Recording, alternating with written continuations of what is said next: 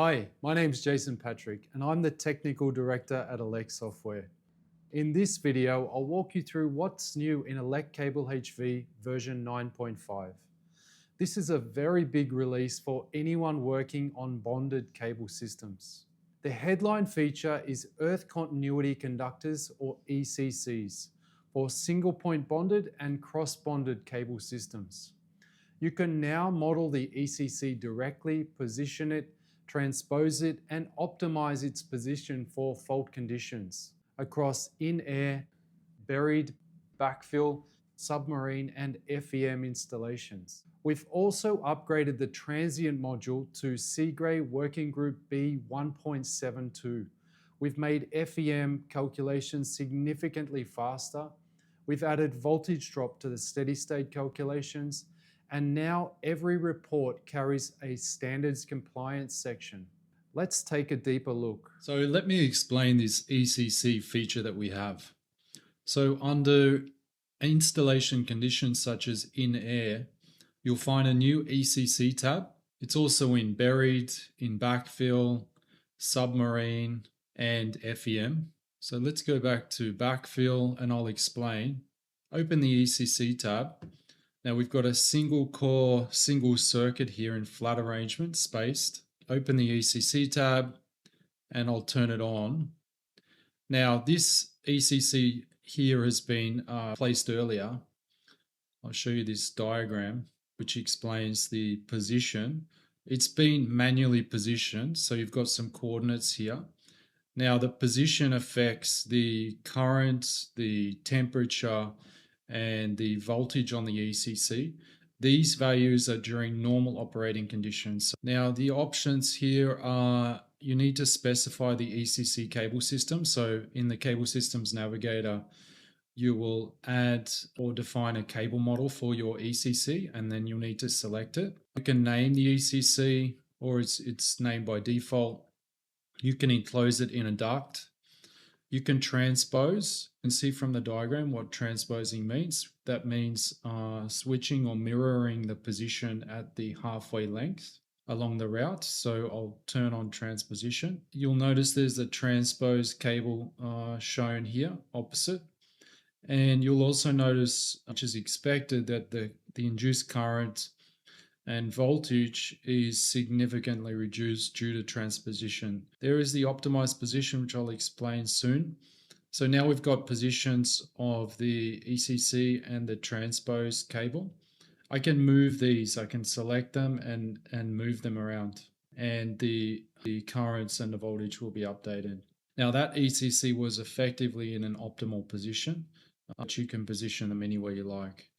Earth electrode resistance, you need to define effectively the earth grid resistance at either end of the ECC cable.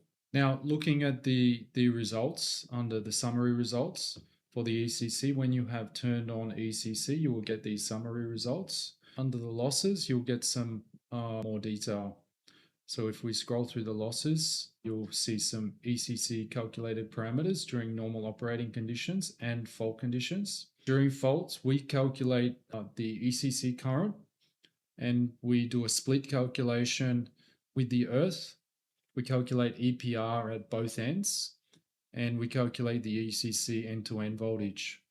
Now, all of these values here can be calculated for 1 kA fault, but you can simply scale these currents and voltages with your own fault level by multiplying this value with your own fault level in Ka.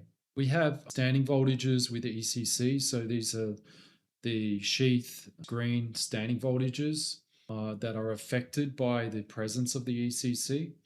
These during faults are effectively reduced, and depending on the location of the ECC, they can be significantly reduced. So here are the reductions in induced voltages for the worst phase and the best phase as due to the ECC. So if I use this optimized position of the ECC, it will automatically position the ECC cables to reduce or minimize the standing voltages on the metallic layers during faults. Now, This position may not be practical, but it's good to know where the optimal position is, and you can just turn it off, and then you can relocate the ECC and the transpose cable, and the respective values will be recalculated or updated. Other parameters that we calculate related to ECC include the short circuit rating, that you can size your ECC against your prospective fault levels. These values are also included in the report. So let's look through the reports. This is the new standards compliance section, which I'll explain a little bit more about soon. Earth continuity conductor section, the positions, coordinates, etc. in the report. And we should have the calculated parameters, currents and voltages, EPR, standing voltages that are affected by the ECC. Now, what we also include now in the report are these new plots. This is for the single point bonded cable system. We also have a plot for cross bonding.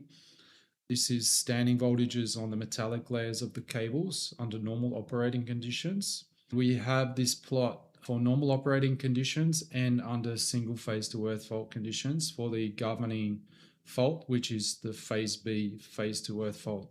Next up, we've made significant improvements to our transient calculations. These improvements have been based on guidance points from the latest CIGRE Working Group B1.72 guidance. So you may notice when you do the transient calculations now that there are some additional calls to the back-end steady state calculations, updating the intermediate values during the transient calculations for improved accuracy. Now let me show you some additional or new inputs that we have. So under emergency ratings and advanced, you'll notice a new input for temperature, which is the pre-emergency temperature.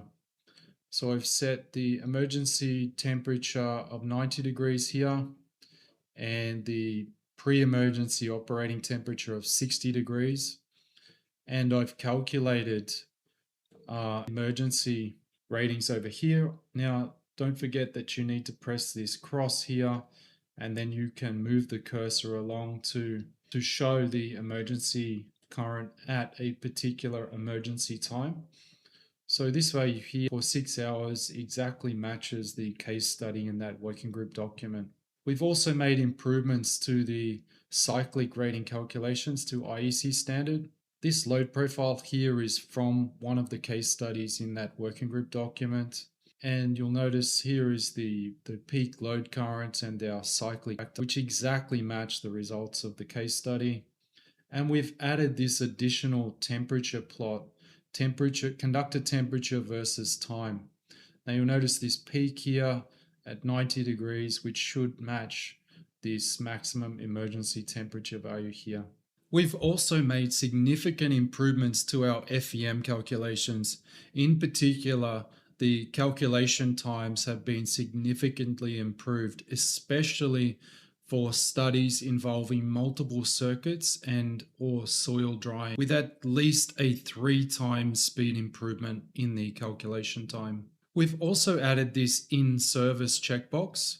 So now you're able to take circuits out of service and still perform the calculations. So you'll notice that the selected circuit here is out of service. It's not carrying any current, but the temperature is increased caused by the other circuits.